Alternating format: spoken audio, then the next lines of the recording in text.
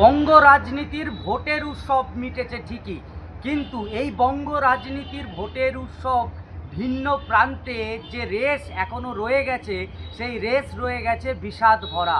তেমনই এক বিষণ্ণ ছবি, বিষণ্ণতার ছবি ধরা পড়ল পূর্ব বর্ধমানের জামালপুর ব্লকের বেরুক গ্রামের 10 নম্বর বুথে। সেই 10 নম্বর যে বুথ, সেই 10 নম্বর বুথে তৃণমূলের যিনি বুথ সভাপতি নাসির মোল্লা, তিনি 4 মে ভোটের রেজাল্ট বেরোনোর পর থেকেই কিন্তু তিনি ঘরছাড়া হয়েছেন। আর ঘরছাড়ার অভিযোগ করছেন বিজেপি কর্মী সমর্থকেরা। তার বাড়িতে চড়াও হয়, টিনের যে বেড়া, সেই টিনের বেড়া তার ভেঙে দেওয়া হয় এবং এই প্রাণনাশের ভয়েই কিন্তু এই নাসির মোল্লা এখন বর্তমানে ঘরছাড়া। তিনি দূর থেকে যেখানে পালিয়েছেন সেখান থেকেই তিনি বক্তব্য দিচ্ছেন।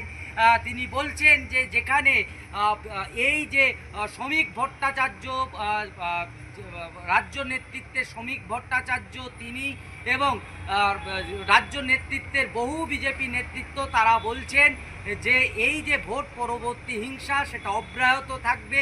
কোনো বিজেপি কর্মী, কোনো তৃণমূল কর্মী সমর্থককে কোনো রকম হুমকি বা কোনো পার্টি অফিস দখল করা যাবে না, এই বার্তা বারবার করে দিচ্ছেন।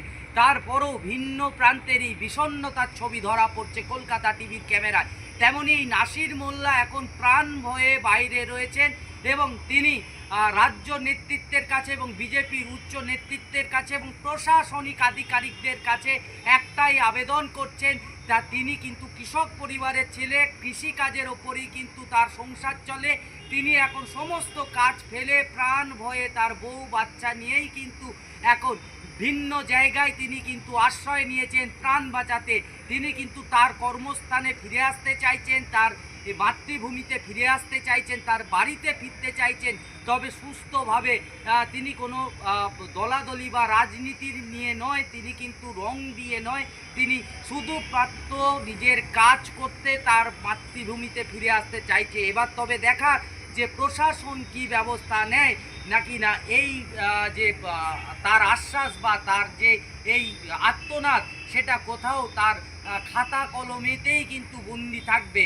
মানবিকতা ছবিটা উঠে আসবে কিনা সেটাই কিন্তু এখন দেখা। নাসির মোল্লা, সাদিপুর বেরুক গ্রামাঞ্চলে বাস করি।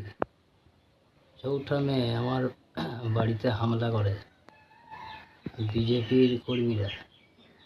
টিনের বেড়া ভাঙচুর করে, বাড়িতে ঢিল ছোড়াছুড়ি করে, প্রাণের ভয়ে বউ ছেলে নিয়ে পালিয়ে যায়।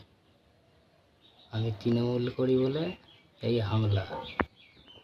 আমি একজন কৃষক, কতদিন ঘর ছাড়া থাকবো? শ্রমিক ভট্টাচার্য বাবু বলেছেন ঘর ছাড়াদের ঘরে ফেরাতে হবে।